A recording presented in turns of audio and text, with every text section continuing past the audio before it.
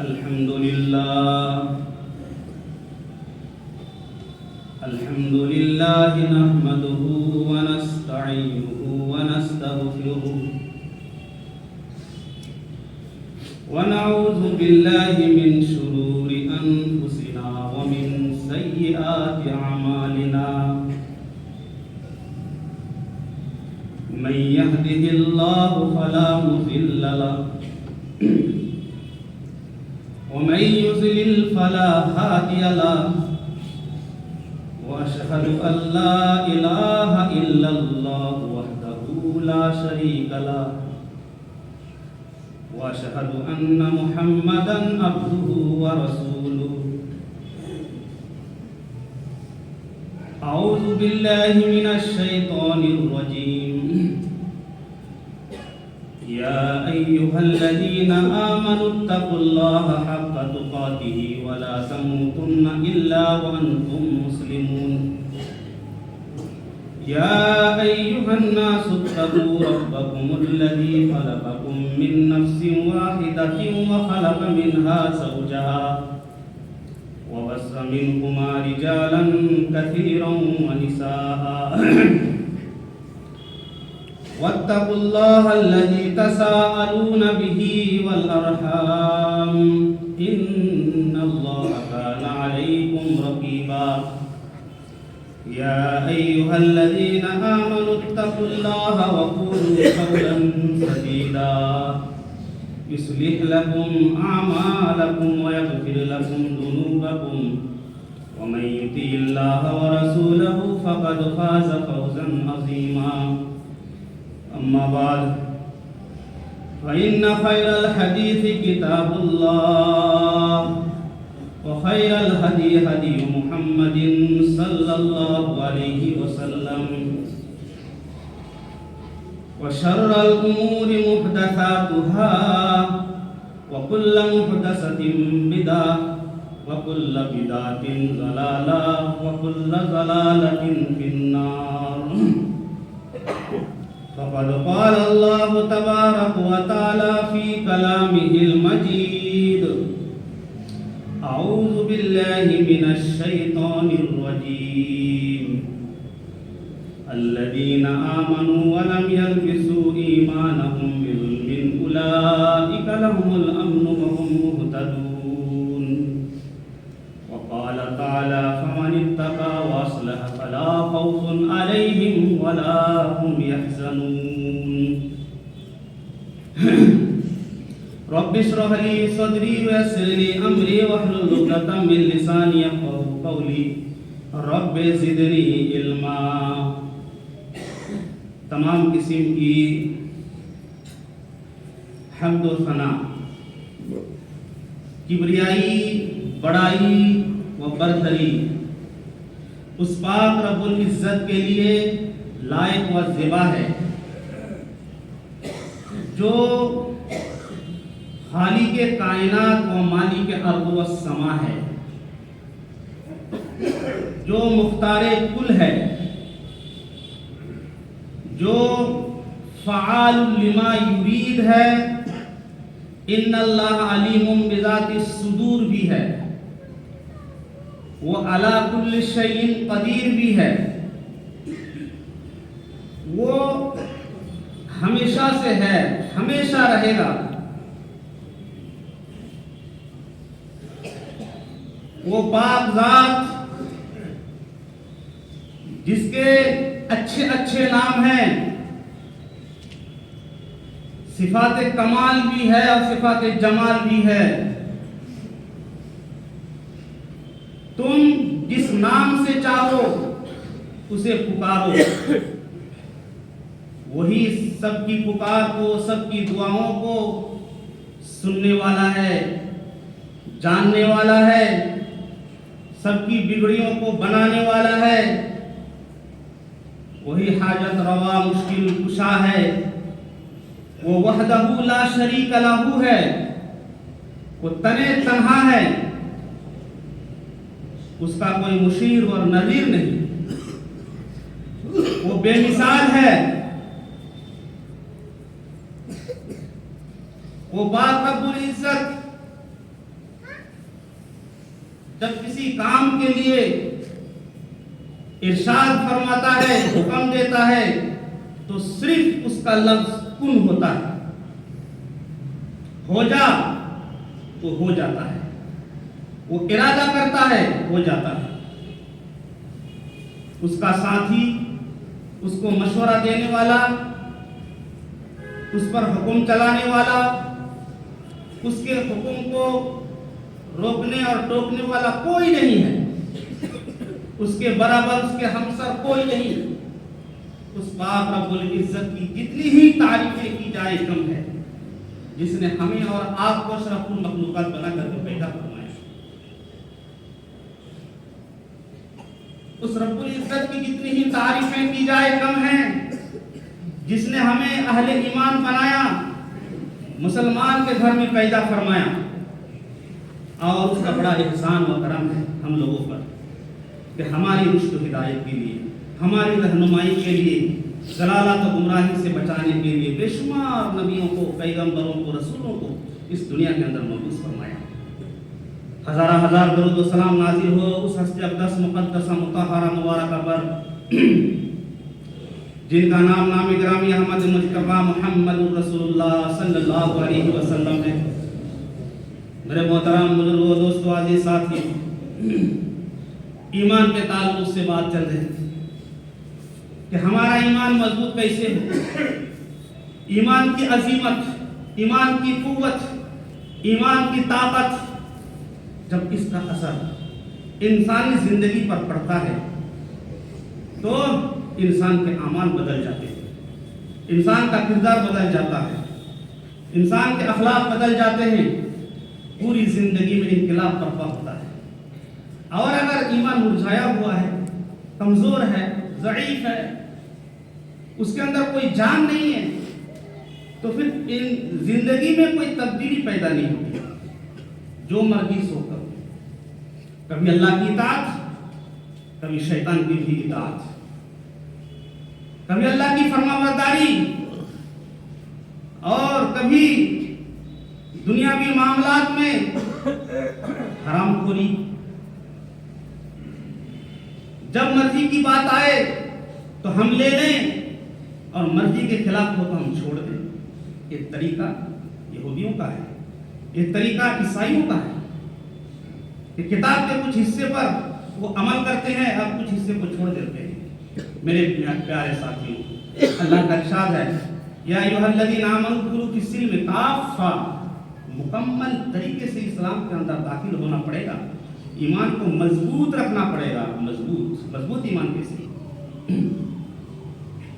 अल्लाह तबारक व तआला इरशाद फरमाता है, अल्लज़ीना आमनू व लम यल्बिसू ईमानहुम बिज़ुल्मिन उलाइका लहुमुल अम्नु व हुम मुहतदून।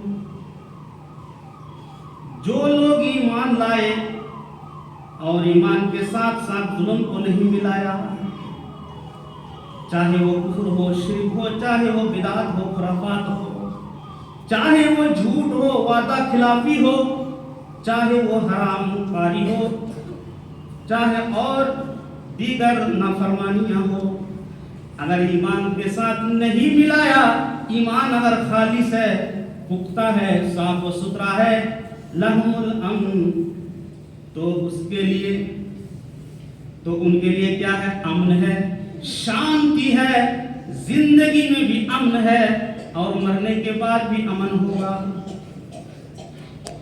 उलाइका लहुमुल अम्न व हुम मुहतदून, और ये हिदायत याफ्ता है, सही रास्ते पर ये लोग हैं। तो ईमान के साथ साथ अगर किसी ने दूसरी चीज को मिला लिया है, ईमान खालिस नहीं है, तो इस दुनिया के अंदर वो चैन नहीं पाएगा, इस दुनिया के अंदर अमन नहीं मिलेगा और उस दुनिया के अंदर भी अमन नहीं मिल सकता है। अब ईमान की परख होनी चाहिए, अब अपने गिरेबानों में झांकना चाहिए कि हमारे पास जो ईमान है उस ईमान के साथ झूठ तो नहीं मिला हुआ है, उस ईमान के साथ खुराफात, शिर्क और बिदात और दीगर नाफरमानियां तो मिली हुई नहीं है, उस ईमान के साथ मक्कर फरेबी तो नहीं है। अगर ईमान खालिस है, पुख्ता है, ایمان طاقتور ہے، قوت والا ہے، میرے پیارے ساتھیوں، تو ایمان کے ساتھ ساتھ دوسری چیز نہیں مل سکتی ہے۔ بخاری شریف کی روایت ہے، مسلم کی بھی روایت ہے، حضرت ابو ہریرہ رضی اللہ تعالیٰ عنہ بیان فرماتے ہیں، جناب محمد رسول اللہ صلی اللہ علیہ وسلم بیان کرتے ہیں، یہ لوگوں ایمان دیکھو، ایمان کا تقاضا دیکھو۔ دو آدمیوں کا قصہ بیان فرمایا، ایک آدمی نے ایک آدمی سے زمین بیچی، اس آدمی نے زمین لے لی، زمین لینے کے بعد جب زمین کی کھدائی ہوئی تو نیچے سے خزانہ نکلا، سونے کا مٹکا نکلا۔ خریدنے والا یہ سوچ رہا ہے میں نے تو زمین کا پیسہ دیا، زمین کا سودا ہوا، اور زمین کے نیچے سے جو سونا نکلا ہے وہ تو میرا نہیں ہے، وہ تو اسی کا ہے کہ جس کی زمین ہے۔ وہ سونے کا مٹکا لیتا ہے اور زمین جس نے بیچی تھی اس زمین بیچنے والے کے پاس وہ جاتا ہے اور کہتا ہے میرے بھائی تم نے زمین لی ہے اور تمہاری زمین کے نیچے سے یہ سونے کا مٹکا نکلا، لہٰذا تم لے لو۔ اب وہ کیا کہتا ہے؟ وہ کہہ رہا ہے کہ نہیں نہیں، میں نے تو تم کو زمین دے دی تھی، یہ تمہارا ہے، تم ہی لے لو۔ وہ کہہ رہا ہے میرا نہیں ہے، میں نے مجھے پتا بھی نہیں تھا، مجھے پتا بھی نہیں تھا کہ زمین کے نیچے کیا ہے، نہیں ہے، تم لے لو، تمہارا ہے۔ زمین جس نے خریدی تھی وہ کہ نہیں نہیں میں نہیں لوں گا، اس کے اندر تو شک پیدا ہو گیا ہے، اگر میں لے لوں تو ایسا نہ ہو کہ اللہ تبارک و تعالیٰ کے یہاں میں پکڑا جاؤں۔ صرف شک کی بنیاد پر وہ کہہ رہا تم لے لو، وہ کہہ رہا نہیں میرا نہیں، تم لے لو۔ نہ لینے پر یہاں لڑائی ہو رہی ہے، نہ لینے پر، حالانکہ بہت بڑی رقم ہے، سونا ہے، یہاں تو لینے کے لیے لڑائی ہوتی ہے، لینے کے لیے چھینا جھپٹی ہوتی ہے، وہاں کہہ رہا لڑائی ہو رہی ہے، جھگڑا ہو رہا ہے، وہ کہہ رہا میں نہیں لوں گا، وہ کہہ رہا تم لے لو، میں نے زمین بیچی تھی، زمین والا کہہ رہا کہ نہیں نہیں میں تو زمین خریدی تھی، یہ تمہارا ہے، تم لے لو، میں نہیں لیتا، میرا دل گوارا نہیں کرتا، میرا ایمان گوارا نہیں کرتا۔ یہاں تک کہ معاملہ جو قاضی کے پاس پہنچا، آپس میں لڑائی اور ایمان دیکھو، ایمان آج اپنی زمین کیا، اپنی جائیداد کیا، دوسری کی زمین و جائیداد لینے کے لیے آپس میں مارپیٹ کر رہے ہیں۔ دکان کے سامنے دوسری کی زمین ہے، دو دکاندار ہیں آپس میں لڑ رہے ہیں، وہ کہہ رہے ہیں اس کا استعمال میں کروں گا، وہ کہہ رہے اس کا استعمال میں کروں گا، وہ کہہ رہے اس کا کرایہ میں کھاؤں گا، وہ کہہ رہے اس کا کرایہ میں کھاؤں گا، حالانکہ اپنی ملکیت میں وہ ہے ہی نہیں، وہ دوسری کی زمین لے کر کے لڑائی ہو رہی ہے۔ یہاں پر ہمارا ایمان اور ان کا ایمان دونوں کے اندر موازنہ کریں، دونوں کے اندر تولے کہ کیا ہے ان کا ایمان ہمارا ایمان۔ قاضی کے پاس گئے، کہنے لگے کہ سونے کا مٹکا جو ہے اس کی زمین کے اندر سے نکلا تھا، میں نے زمین خریدی تھی، میں نہیں لوں گا، مجھے تو شک پیدا ہو گیا، وہ کہہ رہا میں نہیں لوں گا، اب فیصلہ کس طرح ہو؟ قاضی نے کہا، ایک سے کہا کہ تمہارا لڑکا ہے، اس نے کہا کہ ہاں، دوسرے سے کہا تمہاری لڑکی ہے، کہا ہاں، کہا کہ جاؤ دونوں کا نکاح کر دو، تمہاری لڑکی تمہارا لڑکا دونوں کا نکاح کر دو، اور اس نکاح میں جو خرچہ ہوگا اسی میں سے کرنا، اور جو بچ جائے گا اس کو تم صدقہ کر دینا، خیرات کر دینا۔ اس طریقے سے معاملہ سلجھا، اس لیا نہیں۔ الذین آمنوا ایمانہم بظلم اولئک لہم الامن، ہمارے ایمان کے ساتھ کیا مکر فریبی ملی ہوئی ہے یا نہیں ہے، اپنے ایمان کا جائزہ لو، محاسبہ کرو میرے پیارے ساتھیوں۔ یہ ان کا ایمان تھا میرے پیارے ساتھیوں۔ اس مسئلے میں یہ ہے، اگر کوئی زمین بیچتا ہے، کوئی چیز، کوئی سامان بیچتا ہے، کوئی دکان مکان بیچتا ہے، تو اس کے اندر دو چیز ہوتی ہے، جو اس نے بیچا ہے وہ اسی کی ہے، اگر اسے معلوم ہے، اگر وہ چاہتا ہے کہ نہیں میں لوں گا تو اس کو مل جائے گا، اگر وہ کہتا ہے کہ مجھے پتا نہیں ہے، میرا نہیں ہے، وہ دستبردار ہوتا ہے، تو پھر وہ رکاز کے حکم میں ہے، اور اس کو کیا کرنا پڑے گا؟ 5واں حصہ بیت المال میں داخل کر کے بقیہ جس نے زمین خریدی، جس نے دکان مکان خریدا، اس کا ہو جائے گا بقیہ۔ یہ مسئلہ ہے۔ कहने का मतलब यह है कि ईमान की मजबूती देखो। चलिए और ईमान आपको हम दिखाते हैं। आपको मालूम होगा खुलाफाए राशिदीन 4 हैं, हजरत अबू बकर सिद्दीक रजी अल्लाह ताला अन्हु, हजरत उमर फारूक रजी अल्लाह ताला अन्हु, हजरत उस्मान हजरत गनी, हजरत उस्मान हजरत अली रजी अल्लाह ताला अन्हुमा। उनके अलावा 4 के अलावा और एक खलीफा थे जो बाद में पूरी दुनिया के अंदर जिन्होंने अदल इंसाफ को कायम किया। और बाद मुफस्सिरीन बाद मुहद्दिसीन ये कहते हैं कि दुनिया के अंदर 5 खलीफा हैं, 5 खुलाफा हैं, क्योंकि उसकी मिसाल कहीं मिलती नहीं है।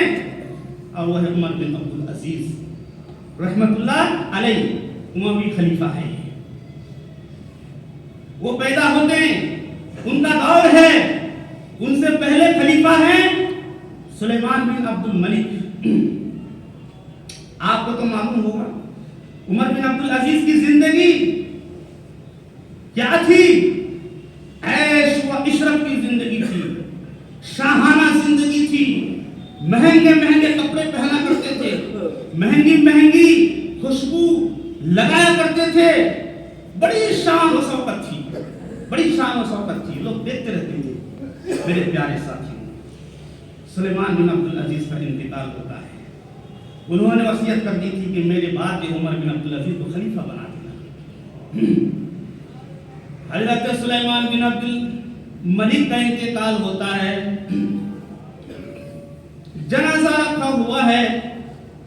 लोगों ने कहा हम खलीफा मुकर्रर कर लेते हैं इनकी वसीयत के मुताबिक। हजरत उमर बिन अब्दुल अजीज अपने घर के अंदर मौजूद हैं।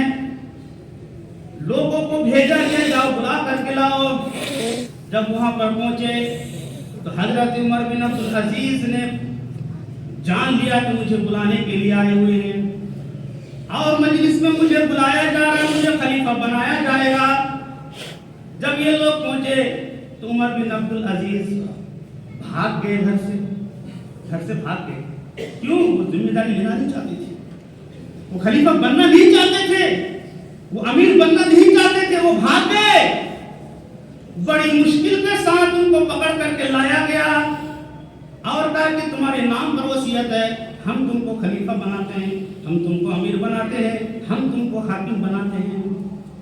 जब जिम्मेदारी का नाम सुना रोने लगे और कहा कि जिम्मेदारी अदा नहीं हो पाएगी, मुझे ना बनाए, किसी और को बना देना।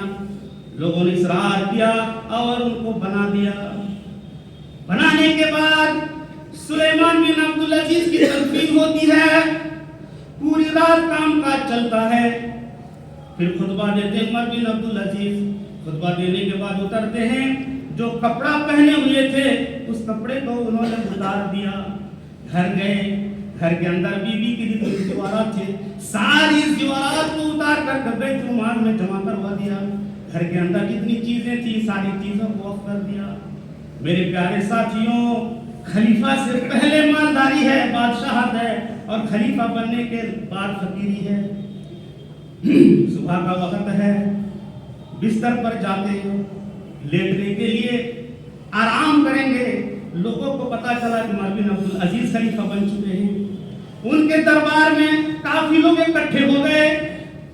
मुहताज हैं, गरीब हैं, सवाल करने वाले, शिकायत करने वाले आ जाते हैं। अब दरवाजे के बाहर हुजूम है, सबकी शिकायतें सुननी पड़ेंगी।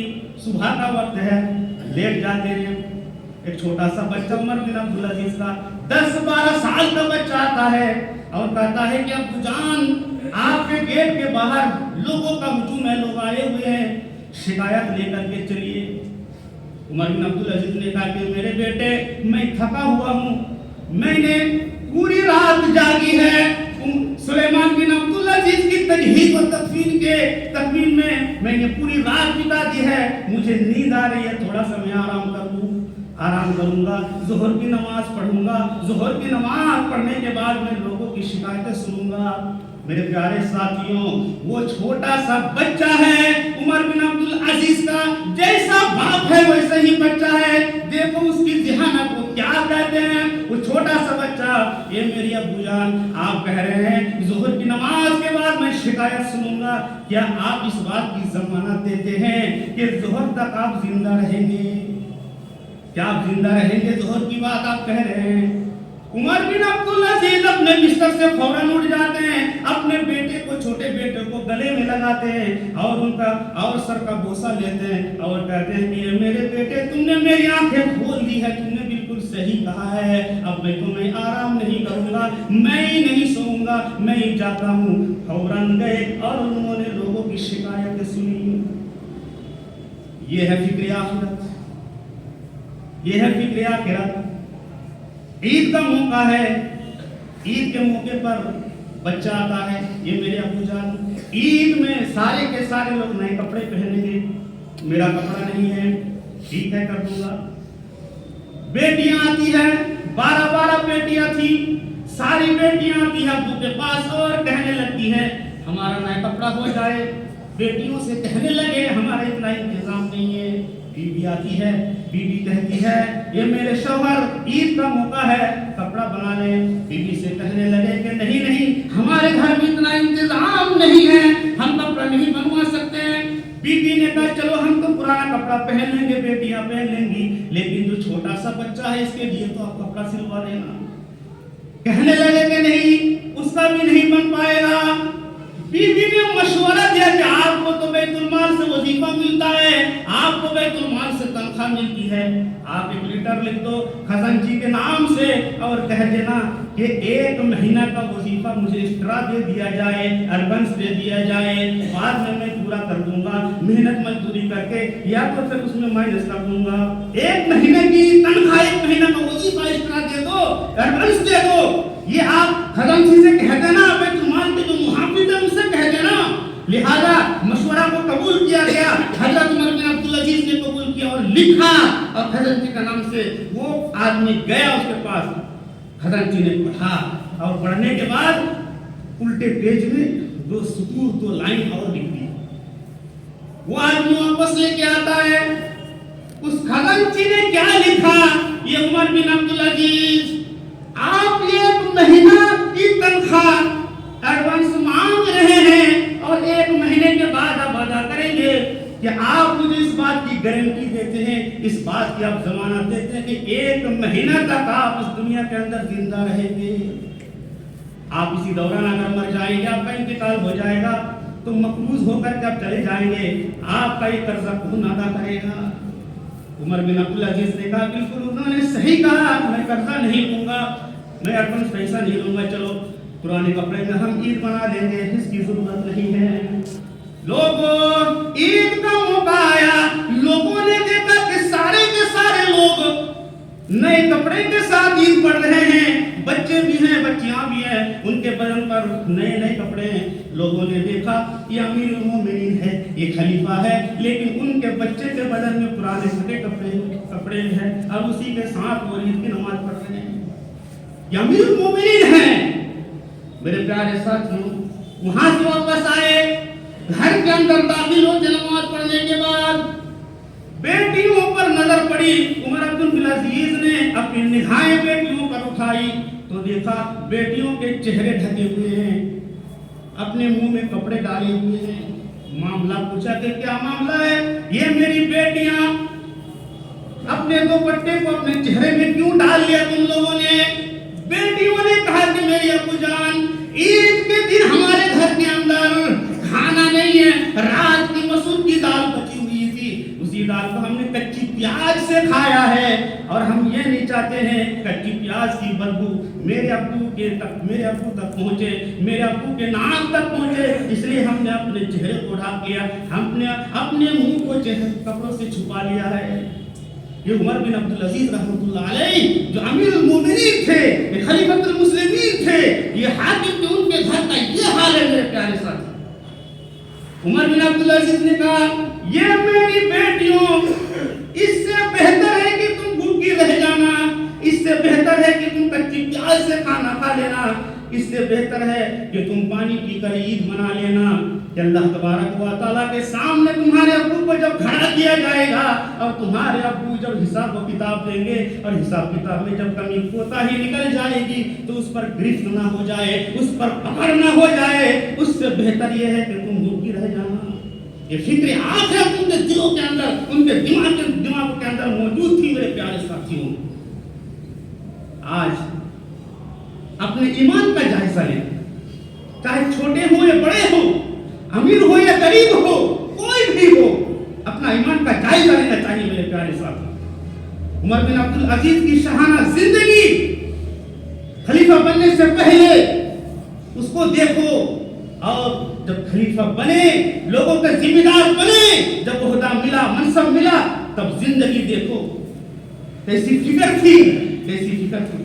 آج مثال ملے گی آپ کو، ذمہ دار بننے سے پہلے غریب ہے، محتاج ہے، لاچار ہے، لیکن جب ذمہ دار بن جاتے ہیں، جب عہدہ مل جاتا ہے تو مالدار ہو جاتا ہے، خوبصورت گھر بھی بن جاتا ہے، خوبصورت سواری بھی آ جاتی ہے، بولنے کا، بات کرنے کا لہجہ بھی بدل جاتا ہے۔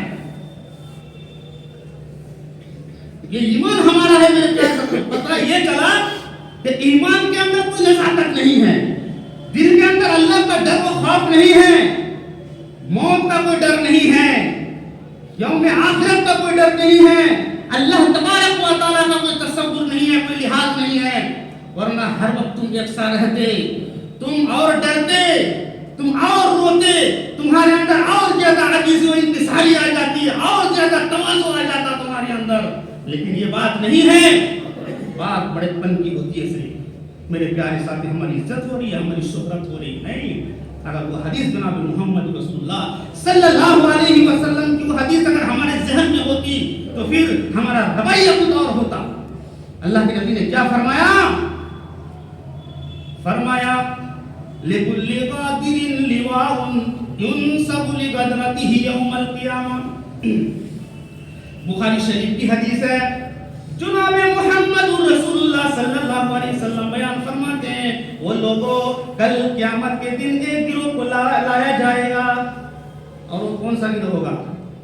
وہ ان لوگوں کا گروہ ہوگا جو دنیا کے اندر بڑے بڑے ذمہ دار بنے ہوئے تھے، جن کو دنیا کے اندر عہدہ ملا ہوگا، منصب ملا ہوگا، ان لوگوں کا گروہ کل قیامت کے دن اللہ تبارک و تعالیٰ کے سامنے ان لوگوں کے گروہ کو لایا جائے گا اور پوچھا جائے گا اس گروہ سے، ان لوگوں سے ذمہ داری کے تعلق سے پوچھا جائے گا، اور دنیا کے اندر جو ان کو عہدہ ملا تھا اس کے تعلق سے سوال کیا جائے گا۔ اگر اس میں کمی کوتاہی نکل گئی، جواب نہ دے پایا، تو جناب محمد رسول اللہ صلی اللہ علیہ وسلم کہتے ہیں یُنْصَبُ لِقَدْرَتِهِ يَوْمَ الْقِيَامَةِ، ان میں سے ہر ایک کے سریز پر، ہر ایک کے مقد پر، ہر ایک کے پچھواڑے میں ایک ایک جھنڈا گاڑ دیا جائے گا۔ کیا گاڑا جائے گا؟ ایک ایک جھنڈا گاڑ دیا جائے گا، سب کے پچھواڑے پہ لوگ دیکھیں گے، پوچھیں گے یہ کون لوگ ہیں جو دوسروں سے ان کو ممتاز کر دیا گیا ہے، الگ کر دیا گیا ہے، ان کی علامت تو کچھ اور ہے۔ ان سے کہا جائے گا یہ دنیا کے اندر بنے ہوئے تھے ذمہ دار، کوئی گھر کا ذمہ دار ہوگا، کوئی محلے کا ذمہ دار ہوگا، کوئی معاشرے کا ذمہ دار ہوگا، کوئی ملک کا ذمہ دار ہوگا، کوئی حکومت کا ذمہ دار ہوگا، کوئی اسکول کا ذمہ دار ہوگا، کوئی کالج کا ذمہ دار ہوگا، کوئی مدرسے کا ذمہ دار ہوگا، کوئی مسجد کا ذمہ دار ہوگا۔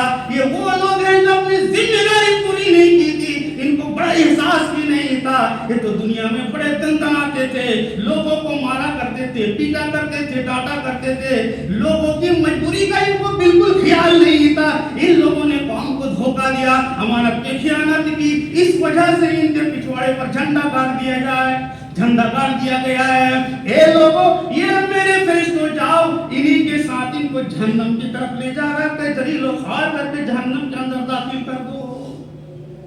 میرے پیارے ساتھیوں، یہ ذلت ہے، رسوائی ہے، پھر آخر میں جہنم ہے۔ اس لیے عمر بن عبد العزیز نے جو کیا اور ان کے اندر جو فکر تھی، ان کے اندر جو احساس تھا میرے پیارے ساتھیوں، اس احساس کا تذکرہ مورخین کرتے ہیں اور کہتے ہیں کہ دیکھو اگر زندگی گزارنی ہے، اگر عہدہ منصب کو سنبھالنا ہے तो इस तरीके से संभालो, इस तरीके से जिंदगी गुजारे, तुम्हारे लिए नमूना और सबक है। तो अल्लाह का डर और खौफ पैदा होता है, तो इंसान को समझाने की जरूरत नहीं पड़ती है, वाज़ और नसीहत की जरूरत नहीं पड़ती है, इंसान को समझाने की जरूरत नहीं पड़ती है, वो अपने आप का सत्य करता है। वो अल्लाह तबारक व तआला उसके दरमियान का जो राब्ता होता है, उसी राब्ते के तहत वो चलता है, हर काम को मुनज़्ज़म तरीके से वो अंजाम देता है। अल्लाह का डर व खौफ दिल के अंदर, अल्लाह की खशियत और ईमान की कुव्वत जब दिल के अंदर आ जाती है मेरे प्यारे साथियों, उनको समझाने की जरूरत नहीं पड़ती है, वो खुद अल्लाह से डरता है। हजरत उमर फारूक रज़ी अल्लाह तआला मजलिस के अंदर बैठे हुए थे। मजलिस में देखिए, मैं सुनाता हूं कि अल्लाह का डर, अल्लाह का खौफ और ईमान की ताकत देखिए, इसलिए कि लक़द काना फी क़ससिहिम इब्रतुन, कि उनके वाक़ियात में, उनकी सीरत में, उनके किस्से, उनकी कहानियों में कुरान कहता है कि ये लोग तुम्हारे लिए इबरत और नमूना है। अपनी जिंदगी को उसी के मुताबिक ढालो। अगर तुम जन्नत जाना चाहते हो, तुम जहन्नम से बचना चाहते हो, हलाकत और बर्बादी से बचना चाहते हो, दुनिया की सुरखुरी अगर तुम हासिल करना चाहते हो, तो उनको अपना नमूना बनाओ। हजरत उमर फारूक रज़ी अल्लाह तआला अन्हु एक बार मजलिस के अंदर बैठे हुए हैं, दो भाई दाखिल होते हैं, एक आदमी को पकड़ के, एक आदमी को पकड़ा और पकड़ करके लाए, वो दो भाई हैं। हजरत उमर फारूक रज़ी अल्लाह तआला अन्हु ने पूछा क्या मामला है? उन दोनों ने कहा कि अमीरुल मोमिनीन, यह आदमी परदेसी है, ये अजनबी है, यहाँ पर आया हुआ है, इस आदमी ने मेरे बाप को कत्ल कर दिया है, हम किसास चाहते हैं, हम बदला चाहते हैं, इसका बदला क्या? हज़रत उमर फारूक रज़ी अल्लाह तआला अन्हु ने पूछा कि किस तरह तुमने कत्ल किया, तुम भी कुछ बोलो। उसने कहा कि इसके बाप को मैंने समझाया कि मेरी जमीन पर जानवर दाखिल मत करो, ऊंट वगैरह दाखिल मत करो। तो इनके बाप ने मेरी बात नहीं सुनी, लिहाजा मुझे गुस्सा आया और पत्थर मैंने उठाया और दे मारा, सर पे मर गया। उमर फारूक रज़ी अल्लाह तआला अन्हु ने कहा कि अब तो किसास देना पड़ेगा, अब क्या करोगे? कत्ल के बदले में कत्ल है। तो वो तैयार हो गया कि हाँ ठीक है, जब गलती हो गई, हमने मारा, कत्ल किया, तो मैं तैयार हूं। अब्दुल मालिक मुजाहिद रहमतुल्लाह अपनी किताब के अंदर लिखते हैं, उमर फारूक रज़ी अल्लाह तआला अन्हु ने कहा कि ठीक है, इसको कत्ल कर दिया जाएगा। वो आदमी गोया होता है, कहता है कि अमीरुल मोमिनीन, मैं कत्ल हो जाऊंगा ठीक है, लेकिन मेरी मजबूरी है, मैं अपने घर के अंदर बच्चों को छोड़ करके आया हूँ, मेरे छोटे छोटे बच्चे हैं, मेरी बेटियां हैं, मेरे छोटे बच्चे हैं, मेरी बीवी है, लिहाजा इस वक्त मुझे अगर कत्ल कर दिया जाए तो उनका क्या होगा, उनकी देखरेख कौन करेगा, उनका तो कफील कोई नहीं है, लिहाजा मुझे 3 दिन की मोहलत दे दी जाए, मैं जाऊंगा, उनका इंतजाम करूंगा, किसी को मैं कफील बनाऊंगा, जिम्मेदार बनाऊंगा, और फिर मैं वापस आ जाऊंगा, फिर मुझे आप कत्ल कर देना। 3 दिन की मोहलत मांगी जा रही है। हजरत उमर फारूक रज़ी अल्लाह तआला अन्हु ने कहा कि ठीक है, तुम 3 दिन की मोहलत मांग रहे हो, लेकिन तुम्हारी जिम्मेदारी कौन लेगा, तुम्हारी जमानत कौन लेगा? अरे जमानत तो वही लेता है जो करीब रिश्तेदार होता है, बाप होता है, भाई होता है, पड़ोसी होता है, कोई रिश्तेदार होता है। इसका तो यहाँ पर कोई भी नहीं है। तुम्हारी जमानत कौन देगा कि तुम 3 दिन के बाद वापस आ जाओगे? ये क्या गारंटी है, हो सकता है तुम भाग जाओ। उन दोनों लड़कों से कहा उमर फारूक रज़ी अल्लाह तआला अन्हु ने कि इसे तुम माफ कर दो, ये मजबूर है, इनके छोटे छोटे बच्चे हैं, इनको जाने दो। उन्होंने कहा कि नहीं, हम तो किसास लेंगे, हम माफ नहीं करेंगे। लिहाजा उमर रज़ी अल्लाह तआला अन्हु ने मजलिस में सारे लोगों से पूछा कोई जमानत देगा? सारे लोग बैठे हुए हैं, सर झुकाए हुए हैं, कोई तैयार नहीं है। उसी मजलिस के अंदर हजरत अबू ज़र ग़िफ़ारी रज़ी अल्लाह तआला अन्हु मौजूद हैं। حضرت ابو ذر غفاری رضی اللہ تعالیٰ عنہ اٹھتے ہیں اور کہتے ہیں یا امیر المومنین، اس شخص، اس دیہاتی شخص کی ضمانت میں لیتا ہوں، آپ اسے چھوڑ دے، 3 دن کے بعد یہ آ جائے گا، میں ذمہ داری لیتا ہوں۔ حضرت عمر فاروق رضی اللہ تعالیٰ عنہ نے کہا تمہیں کیسے معلوم کہ 3 دن کے بعد یہ واپس آ جائے گا؟ ہو سکتا ہے قتل کی ڈر کی وجہ سے یہ بھاگ جائے، تم کو کیسے معلوم؟ حضرت ابو ذر غفاری رضی اللہ تعالیٰ عنہ نے کہا نہیں نہیں، اس کے چہرے سے ایمان تو جھلک رہا ہے، یہ پرہیزگاری کی علامت اس کے چہرے سے دکھ رہی ہے، نہیں نہیں میں ضمانت لے رہا ہوں۔ حضرت عمر نے کہا کہ اگر 3 دن کے بعد نہیں آئے گا لیکن تمہارا کیا حال ہوگا؟ تم بھی قتل کر دیے جاؤ گے، میں تمہارا دوست ہوں اور عزیز بھی ہوں، مجھے تو رحم آ رہا ہے کہ اگر یہ بھاگ جاتا ہے تو اس کے بدلے میں تم کو میں قتل کروں۔ حضرت ابو ذر غفاری رضی اللہ تعالیٰ کا نہیں نہیں، ان کو جانے دیجئے، میں قتل ہو جاؤں گا، کوئی بات نہیں ہے۔ اس کو چھوڑ دیا گیا، وہ اپنے گھر جاتا ہے، اپنے گھر میں جا کر کے اپنے بیوی بچوں کا انتظام کرتا ہے، کسی کو کفیل بناتا ہے، ذمہ دار بناتا ہے، اور اپنے بیوی بچوں سے کہتا ہے مجھ سے غلطی ہو گئی، میں نے ایک آدمی کو مار دیا، اس کے بدلے میں قتل کر دیا جاؤں گا، مجھے تو قصاص دینا پڑے گا، میں 3 دن کی چھٹی لے کر کے آیا ہوں، 3 دن مکمل ہو جانے کے بعد میں جاؤں گا۔ بچوں کا پورا انتظام کر دیا، انتظام کرنے کے بعد اب آنے کی تیاری ہے، لیکن یہ 3 دن گزر چکے ہیں، عصر کا وقت ہے، لاسٹ دن، آخری دن ہے، عصر کی نماز پڑھ لی گئی ہے، لوگوں میں اعلان کر دیا گیا ہے کہ آج ان کا قصاص لیا جائے گا، وہ آدمی آ جائے گا، قصاص لیا جائے، سارے کے سارے لوگ جمع ہوئے ایک میدان کے اندر، سارے کے سارے لوگ بیٹھے ہوئے ہیں، صحابہ کرام بیٹھے ہوئے ہیں۔ میرے پیارے ساتھیوں، معاملہ لیکن کچھ الٹا ہو رہا ہے، ادھر مغرب ہونے کو آ رہی ہے، سورج غروب ہو رہا ہے، وہ آدمی کا پتہ ہی نہیں ہے۔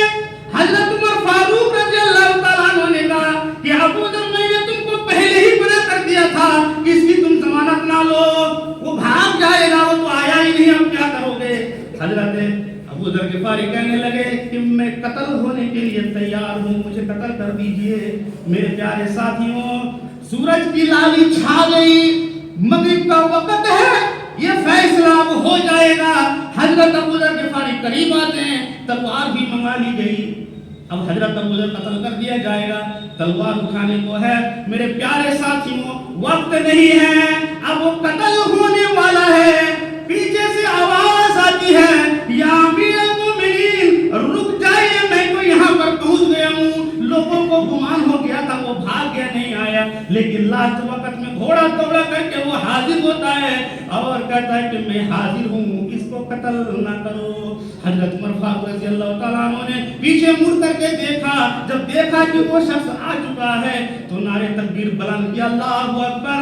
حضرت عمر فاروق رضی اللہ تعالیٰ عنہ کی آنکھوں میں آنسو آ گئے، وہ رونے لگے کہ اگر یہ بھاگ جاتا تو میں کیا کر سکتا تھا، وہ پہنچ گیا۔ حضرت ابو ذر غفاری رضی اللہ تعالیٰ عنہ کو چھوڑ دیا گیا۔ حضرت ابو ذر غفاری کہنے لگے، جب پوچھا گیا تم نے ذمہ داری کیوں لی، انہوں نے کہا کہ اللہ کے نبی صلی اللہ علیہ وسلم نے بیان فرماتا ہے، جو اللہ کے نبی صلی اللہ علیہ وسلم نے بیان فرمایا ہے کہ جو آدمی اپنی بھائی کی مدد میں لگا رہتا ہے اس وقت تک اللہ تبارک و تعالی اس کی مدد میں لگا رہتا ہے۔ میں نے تو مومن کی مدد کی، میں نے تو مسلمان کی مدد کی، اللہ تبارک و تعالی کو سامنے رکھتے ہوئے اس کے بعد اللہ نے میری مدد کی، آج میری جان بچ گئی، وہ تو حاضر ہو گیا، اللہ نے مدد کری ہے۔ حضرت عمر فاروق رضی اللہ تعالیٰ عنہ نے پوچھا اس آدمی سے کہ بتاؤ تم تو پردیسی، اگر تم نہیں آتے یہاں پر تو میں کیا کر سکتا تھا، تم تو بھاگ سکتے تھے، پھر واپس کیوں آگے، کیا وجہ ہے؟ اس نے کہا کہ امیر المومنین میں آپ کو دھوکہ دے سکتا تھا، لوگوں کو دھوکہ دے سکتا تھا، سب کو دھوکہ دے سکتا تھا، میں بھاگ جاتا، لیکن اللہ تبارک و تعالیٰ کے ہاں تو مجھے حاضر ہونا ہے، اس کو تو جواب دینا ہے، اس کے سامنے مجھے حساب و کتاب دینا ہے، اس کو میں دھوکہ کیسے دے سکتا ہوں؟ اسی وجہ سے میں حاضر ہو گیا ہوں، اللہ کا ڈر و خوف تھا۔ وہ دو بھائی کھڑے ہوئے اس منظر کو دیکھ رہے تھے، جب انہوں نے دیکھا یہ آدمی بڑا پکا सच्चा मुसलमान है, मोमिन है, वो दोनों आगे बढ़ते हैं और उसको अपने गले में लगाते हैं और कहते हैं कि अमीरुल मोमिनीन, अब हम बदला नहीं लेंगे, अब हम किसास नहीं लेंगे, हम इस देहाती को, इस बंदूक को हम माफ करते हैं, इसको छोड़ दीजिए। तो पक्का सच्चा मोमिन है, मुसलमान है, उनको छोड़ दिया गया। मेरे प्यारे साथियों, तो मैं ये कह रहा था कि ईमान के ये नमूने हैं, ईमान की ये मिसालें हैं मेरे प्यारे साथियों। ये मिसाल कहाँ मिली? ये मिसाल हमारे अंदर क्यों नहीं है? ये असरात हमारे अंदर क्यों नहीं है?